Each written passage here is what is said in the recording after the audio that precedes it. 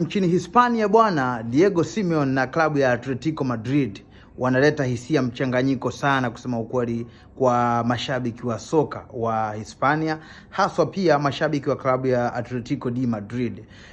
Michezo minne iliyopita ya Atletico Madrid wamefanikiwa kushinda mchezo mmoja tu, lakini michezo mitatu hawakupata ushindi, kitu ambacho kinaleta sura halisi ya kwamba msimu huu mwenendo wao umekuwa sio mzuri. Na hata ukiangalia gap la point baina ya Atletico Madrid na timu mbili za juu katika La Liga kwa maana ya Barcelona na Real Madrid, unaona kuna gap kubwa kiasi kwamba wao ni kama tayari wameshajitoa hivi kwenye ule mchakato wa mbio za kuwania uchampion wa La Liga msimu huu.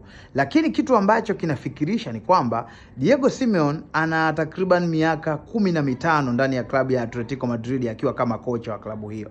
Lakini licha ya miaka 15 ya Diego Simeone ndani ya Atletico Madrid, Diego Simeone ndiye kocha ambaye analipwa mshahara mkubwa zaidi duniani kuliko kocha yoyote yule, akifuatiwa na Pep Guardiola kutoka Manchester City.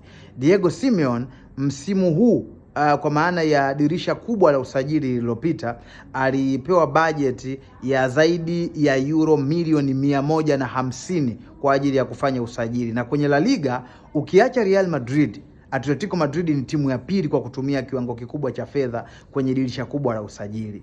Diego Simeone dirisha dogo amepewa karibu euro milioni 54, na Atletico Madrid kwenye La Liga ndio klabu ambayo imetumia fedha nyingi katika dirisha dogo la usajili kufanya usajili. Utakumbuka wamesajiliwa kina Ademola Lookman katika dirisha dogo, lakini dirisha kubwa alisajili zaidi ya wachezaji 7 katika kikosi chake.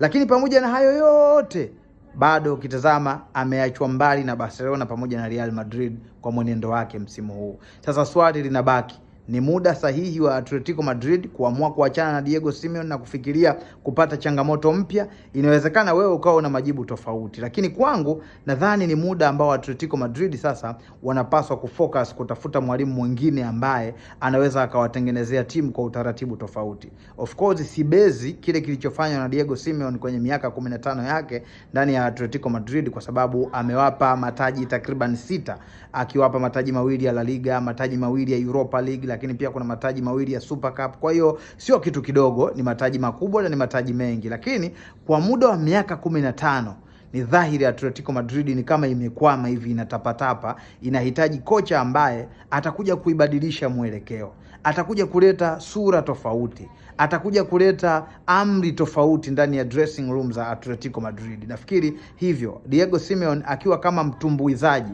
anapaswa kujua muda sahihi wa kushuka katika jukwaa.